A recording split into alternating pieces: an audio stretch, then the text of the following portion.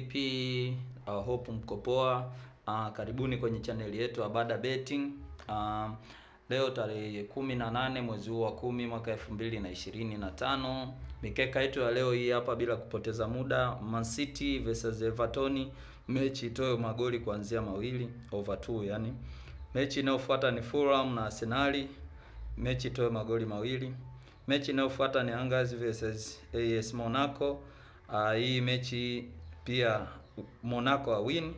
Mechi inayofuata ni Sunderland na Wolverhampton Wolves. Hii mechi itoe magoli mawili, na mechi ya mwisho kabisa ni mechi ya Nottingham Forest versus Chelsea. Chelsea at least apate goli moja na kuendelea.